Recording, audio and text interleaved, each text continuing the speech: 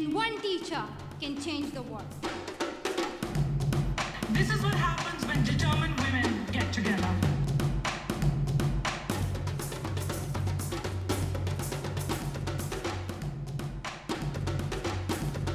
It's girl power.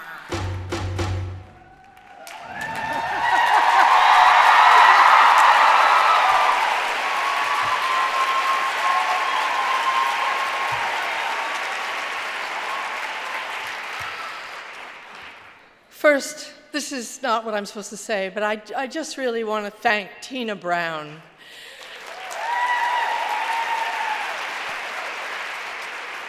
For the 7th year, this is the place that I've come to have my righteous anger ignited and put to use, to fuel my optimism. And somehow Women in the World does this every time. And I'm so grateful to you, Tina. She's probably in the bathroom. So what do we do now? What do we do? Well, here's something we can do. Keep the program that's on your lap or that's on the floor that fell off your lap. Pick it up and put it in your bag right now.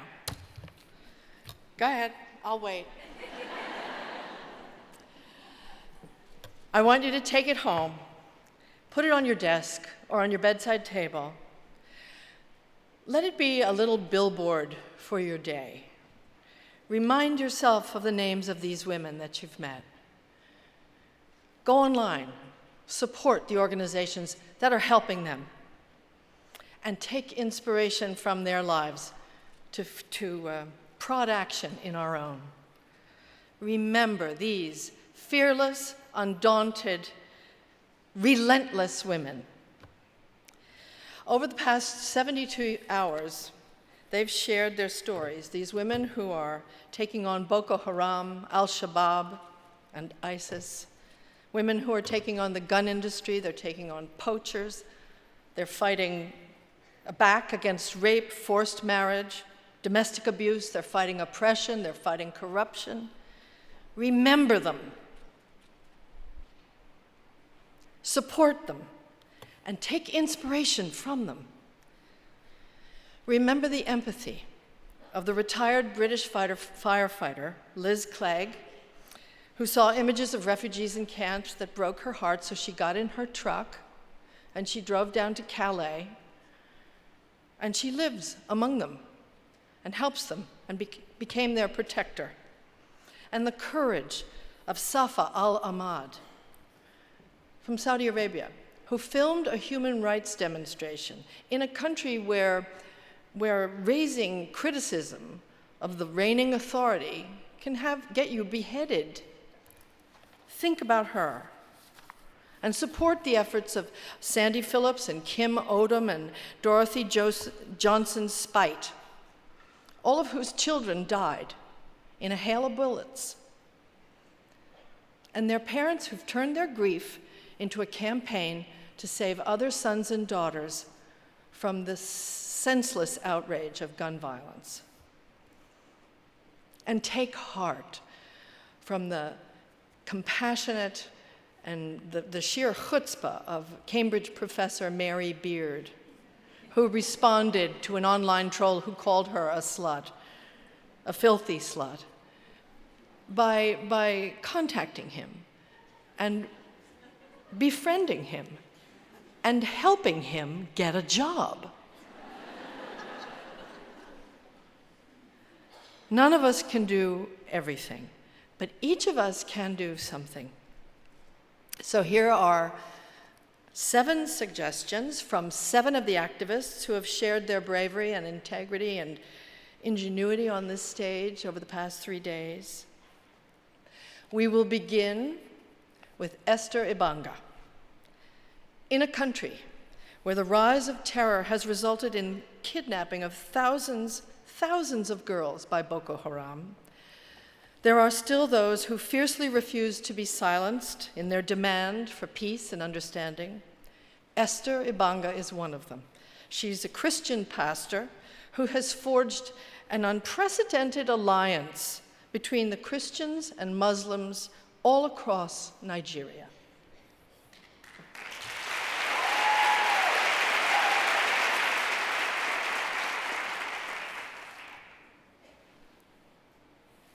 All hands, including and especially women's hands, irrespective of race or religion, must be on deck to fight terrorism and build peace in our communities.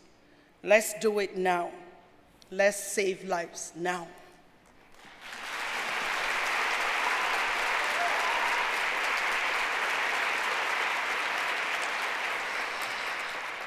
Inka Sorrell is from England. She's 23 years old. She doesn't have to live in a refugee camp, but she's chosen to do so alongside her mother, Liz Clegg, the mother protector of hundreds of desperate refugee children trapped in a camp in Calais.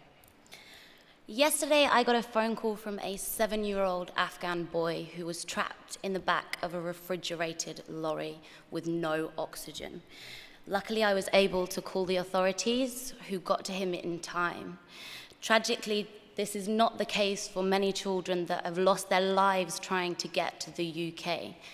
My call of action is that UNHCR, the government, and NGOs take responsibility for these children in the current refugee crisis. Thank you.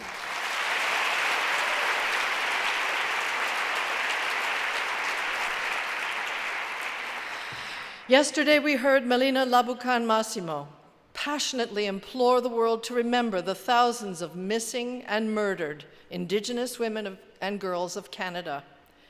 But Labukan Massimo also wants the world to remember and to honor the land that is revered by her people, the beauty of that part of Canada, ravaged by pollution and oil extraction. Labukan Massimo's plea is for us to rescue our desecrated planet. 30 years ago, big oil moved into my community where Indigenous peoples have lived for thousands of years. The forests in Canada are the lungs of Mother Earth, and the land, the water, the air, and people are being poisoned. My call to action for you is to support Indigenous women on the front lines of this vital fight to protect Mother Earth, and to create local solutions like solar energy. Help us save the climate. This is a fight we cannot lose. This is the key to humanity's survival. Thank you.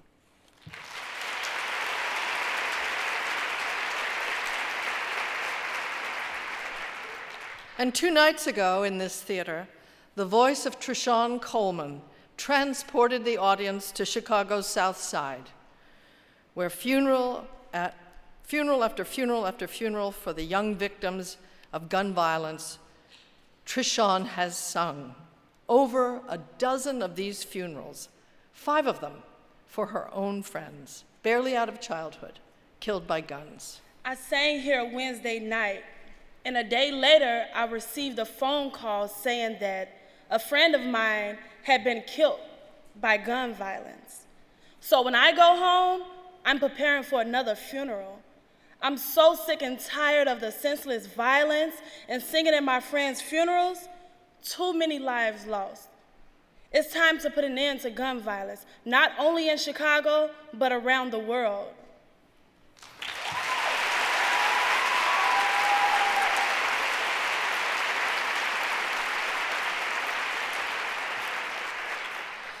In a region of Pakistan so conservative that girls are forbidden to play sports, we saw today young Maria Turpakai Wazir, who discovered squash, loved it so much that she disguised herself as a boy just to be able to play it. And when sports officials found out about her gender, she was threatened, her life was threatened. She now lives in Canada, where she continues to excel at her sport, one of the 50 best female squash players in the world. Dear friends and family, I came across 7 seas to be here with you today and ask you to believe in one word: change. I'm a professional squash player, and I'm Pakistan #1. I'm a living example that change is possible. Through sports and education, we can connect East and West, we can make humanity win once again, and we can bring peace. I need every one of you to come together and join me in this movement, on this journey to bring peace. We can replace guns with rackets and pencils. Thank you.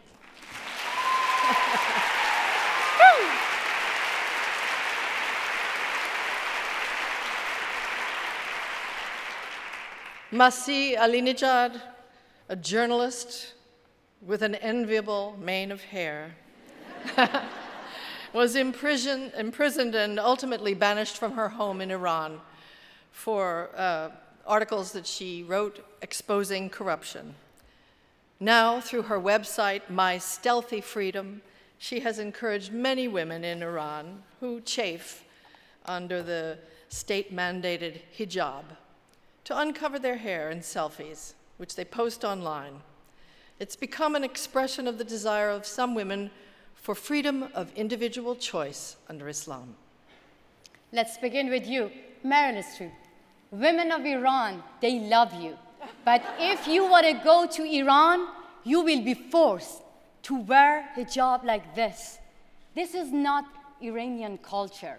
Compulsory hijab is required by a discriminatory law from the government of Iran.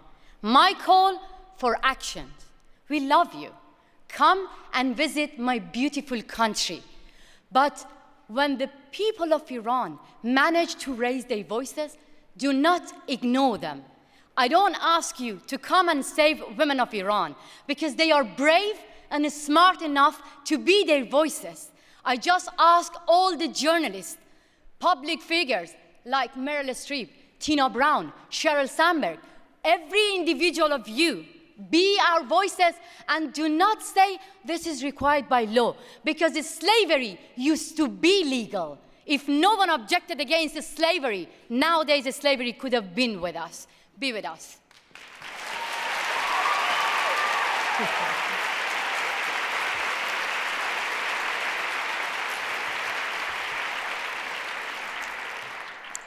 And finally, at this very moment, around the world, there are more than 60 million refugees and displaced human beings. More families have been forced to flee their homes and their homelands than at any time since World War II. 8 years ago, Yale law student Becca Heller launched a legal aid program to help them. Heller's brainchild, the International Refugee Assistance Project, now has chapters in 28 law schools, has helped to resettle more than 3,000 refugees safely, whose lives were in grave danger. The refugee crisis is not new. What is new is that the world is finally paying attention. We have the opportunity to help hundreds of thousands of refugees for years to come, but we must act now. Let's fix our broken system, acknowledge basic human dignity, and save lives. Thank you.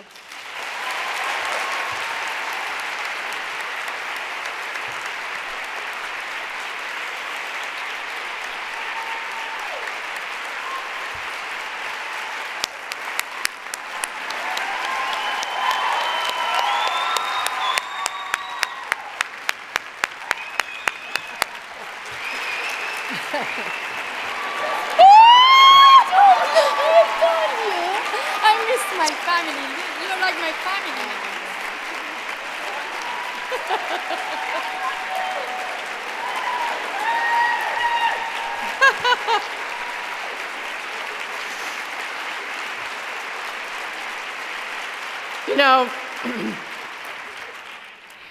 Women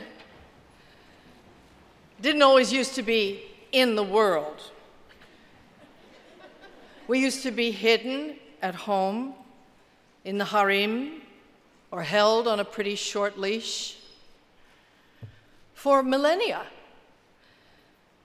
thousands of years in most cultures, the voices of women did not resound in the halls of justice or from the pulpit or the podium, in parliament, at senates, at court, or in the very important meetings of very important men where the course of history was set. It's all very, very, very, very recent. Only a little bit more than 100 years ago, which is a fraction of a millisecond on the whole human clock. Most of us, our priorities, our concerns, our achievements were invisible. So this has been a profound, if uneven, change, and it's still taking place under real time. You could make a case that along with the technological revolution, the most provocative, upending, destabilizing, thrilling change in the course of human history is that we're finally in it.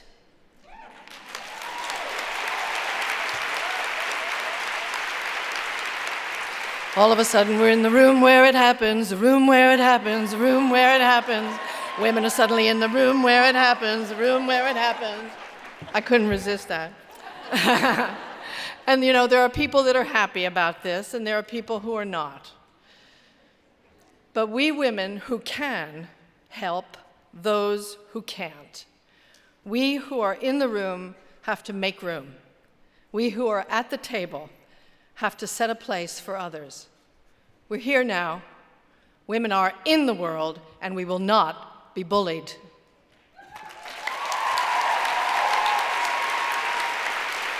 Thank you. Remember your program. Put it in your bag now.